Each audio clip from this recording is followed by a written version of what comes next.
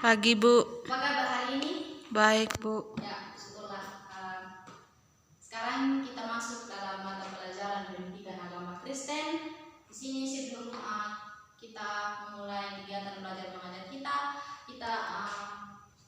saya minta seorang untuk berdoa. Oke, terima kasih Erni sudah memimpin kita dalam doa pembukaan. Sebelum kita masuk dalam materi kita, Ibu akan memanggil nama satu persatu dulu. Dewi Arian, Ibu memanggil? Ada, Bu. Erni Susana Tamuina? Ada, Bu. Dewi Yanda Padoda? Ada, Bu. Dan di Karahulimu? Ada, Bu.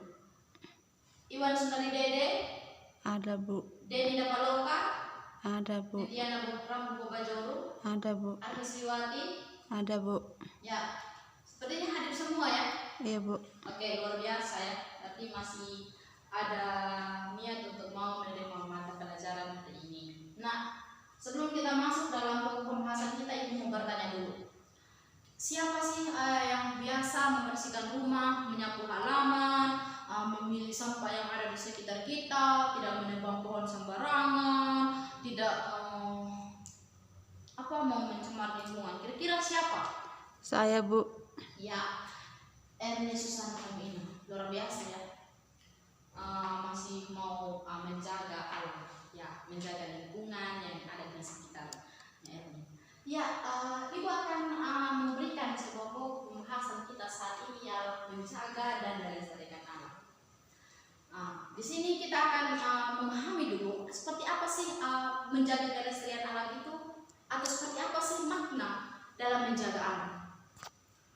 Ketika kita menjaga alam, pastinya kita itu terhindar dari penyakit, terhindar dari polusi udara, terhindar dari banjir, terhindar dari tanah longsor, atau berbagai macam hal yang tidak membuat kita nyaman dalam hidup kita. Kita terhindar dari segala macam sampah-sampah yang berserakan. Itulah maknanya ketika kita menjaga alam. Kita akan hidup sehat. Di situ makna kita menjaga alam. Dan selanjutnya, kira-kira seperti apa sih dampak kita atau dampak ketika kita tidak mau menjaga alam?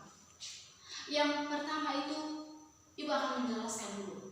Kerusakan alam itu seperti apa sih? Tanah longsor, Bu. Banjir. Ya. Oke. Luar biasa ya.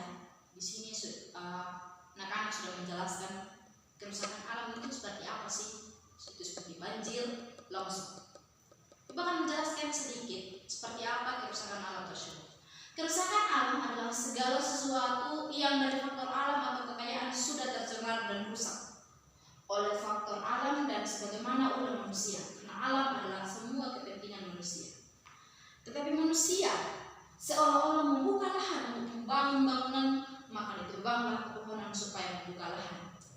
Jika tidak ada pohon, maka terjadi banjir, longsor, dan terjadi pembuangan limbah sembarangan. Anak-anak, tentunya alam ini adalah kebutuhan kita manusia. Dan sebagai manusia yang egois, kita menebang pohon sembarangan hanya mau mementingkan kepentingan diri kita sendiri. Padahal sebenarnya masih ada makhluk hidup lain yang membutuhkan kehidupan. Apakah wajar kita lakukan? Kita mau menyiksa makhluk hidup lainnya, baru hanya kita hanya mementingkan diri sendiri? Tidak, Bu. Ya, tetap sudah tidak wajar ketika kita mau melakukan sesuatu hal yang hanya mau mementingkan diri kita sendiri, tidak memikirkan makhluk hidup lain yang adalah ciptaan Tuhan. Anak-anak semua, ketika kita tidak mau menjaga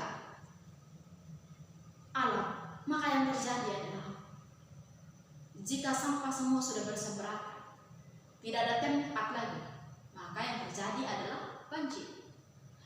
Dan jika tidak ada pohon-pohon yang ada di sekitar kita, atau mungkin di hutan-hutan, maka yang terjadi adalah apa? Longsor, mengalami kegundulan, yang artinya bahwa udara segar tidak akan kita hirup, karena akan dipenuhi dengan polusi udara yang akan mengakibatkan manusia itu tidak sehat.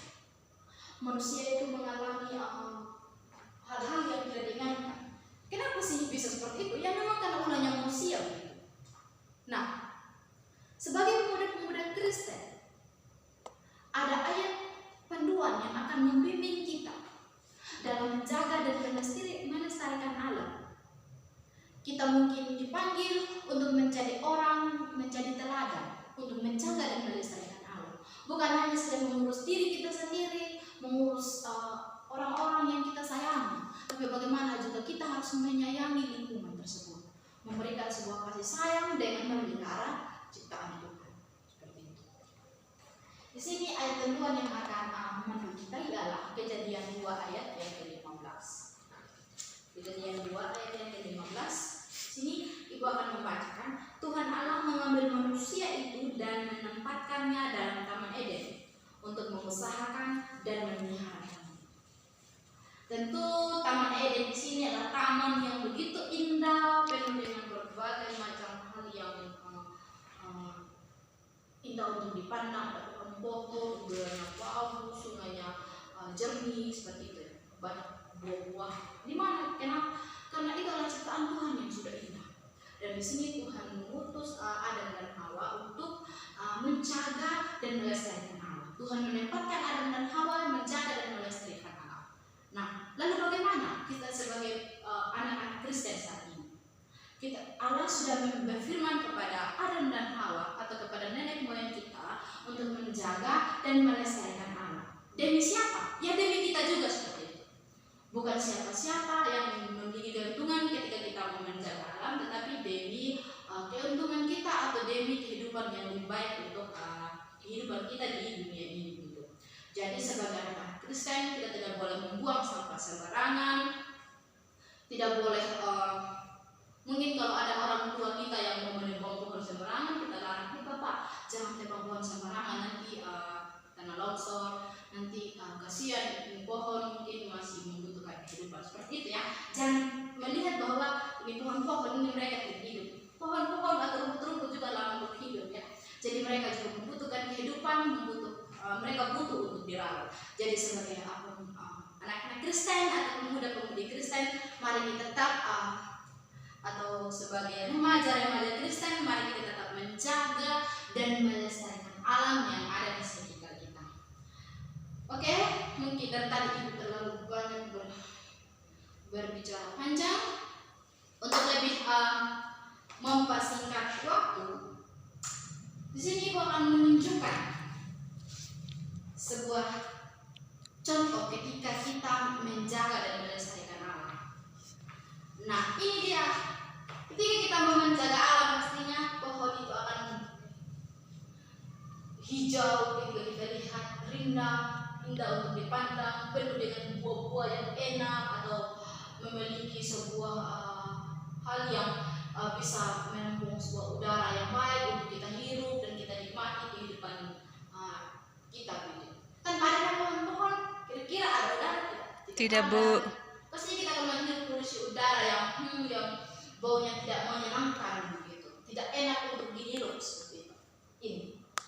Ketika kita menjaga alam, lingkungan akan bersih, tidak terjadi longsor, sampah akan ada di tempatnya yang sebenarnya sudah ditempatkan, dan pohonnya akan terasa hijau, terlihat hijau, enak untuk dipandang. Ketika pohon ini terlihat hijau dan enak untuk dipandang, siapa yang untung sih? Ya kita yang untung begitu. Nah, dampak ketika kita tidak mau menjaga alam. Inilah contohnya, pohon mungkin sudah gundul, sudah tidak ada daun lagi, sudah terbakar semua. Kita lihat seperti ini, kasihan dengan pohon kan, ketika mungkin tidak ada daun, sudah tidak ada kehidupan lagi di sana. Siapa ulahnya? Manusia membakar lingkungan sekitar, membakar hutan yang akhirnya membuat pohon itu mati, gundul, semuanya akan tercemar. Nah, ketika tidak ada pohon, jadi longsor, banjir. Nah, sini juga sampah berseberakan. Habis makan begini langsung buang-buang, tapi tidak mau buang sampah itu di tempat sampah tersebut. Buang, habis buka makanan begini langsung buang. Jangan minum teh gelas atau vitamin seperti itu, kita langsung buang-buang saja. tidak mau menjaga alam. Inilah mungkin ketika kita tidak mau menjaga alam, maka ini contohnya sampah berserakan, pohon pun mati, tidak ada kehidupan. Oke, kira-kira penjelasan Ibu bisa dimengerti? Bisa, Bu. Oke, terima kasih anak-anak, luar biasa yang hari ini. Pesan Ibu ketika pulang di rumah, usaha sudah jam 12 sampai seberangan. Iya, Bu. Ambil dos mungkin, taruh ke sampah, nanti biar buang sampah di tempatnya. Buang-buang sembarangan. Jangan hanya kita yang cantik, ganteng, rumahnya kita kotor lagi, kita sapu lagi. Nah, itu dia sebagai pemuda-pemuda Kristen atau remaja-remaja Kristen harus bisa menjaga dan melestarikan alam mulai dari diri kita Sendiri. Nah, oke, sekian dari saya, praktek dari saya tentang media teknik pembelajaran yang diberikan judul menjaga dan melestarikan alam. Dan kenapa saya memilih media ini adalah pohon ini, atau saya mengambil pohon ini sebagai contoh bahwa ketika kita menjaga alam itu pohon akan terasa hijau seperti itu ya. Mungkin tidak ada gangguan apapun, terasa hijau, rindang, sejuk untuk didiami seperti itu. Sebagai contoh bahwa mungkin kalau anak-anak mungkin masih bingung dengan alam yang indah itu seperti apa ya, saya ambil ini saja sebagai contoh untuk memberikan media kepada peserta didik supaya mereka tahu seperti apa sih pohon yang rindang itu sejuk untuk didiami seperti itu. Ini yang kenapa saya pilih ini. Dan contoh ini adalah contoh atau makna ketika kita mau menjaga dan melestarikan alam. Kalau yang ini, pohon yang ini mungkin dengan ini adalah contoh bagaimana ketika kita tidak menjaga alam, maka pohon itu akan terasa gundul atau mati gitu ya. Daun-daunnya mungkin akan jatuh seperti itu ya, kan tidak ada kehidupan, tidak ada melestarikan alam, mungkin dibakar, memotong pohon sembarangan. Dan ini adalah ketika kita membuang sampah sembarangan, di mana-mana ada sampah gitu. Nah, ketika mungkin ketika kita mau membuang sampah sembarangan, maka yang terjadi adalah banjir seperti itu. Ini sangat minim. Mungkin implikasinya dari media ini adalah